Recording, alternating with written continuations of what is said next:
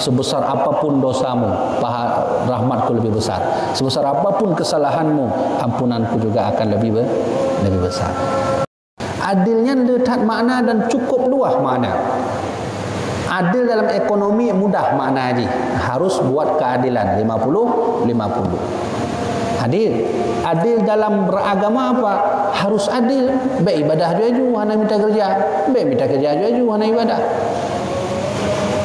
Ya benar. Yang benar kan? Aisyah. Gek tapu bagah lomba. Ya. Wa akhwafu ayatin minal Quran, dan ayat yang paling menakutkan dalam Al-Quran, kata Rasulullah, yang paling menakutkan adalah faman ya'mal mithqala dzarratin khairan yarah wa may ya'mal mithqala dzarratin syarran yarah. Yang ayat yang paling menakutkan.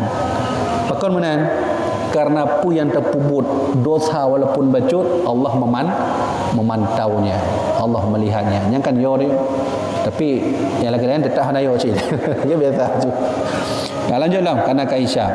Wa arja ayatil fil Quran, dan ayat yang paling penuh harapan kepada Allah adalah ya ibadiyalladzina asrafu ala anfusihim la taqnatu min rahmatillah. Ini ayat yang paling jut tak pakai sebagai semangat kita dalam hidup.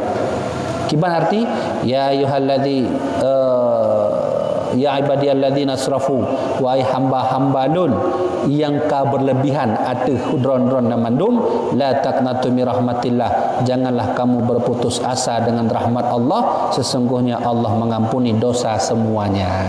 Ini ayat yang menjadi semangat hidup kita nya menyona masalah, menyona kasus, menyona dah pebut dosa, diingat macam ayatnya. Inti ji Allah nehoi mandum-mandum murung. Hai, be putuasa, sebesar apapun dosamu, rahmatku lebih besar. Sebesar apapun kesalahanmu, ampunanku juga akan lebih besar.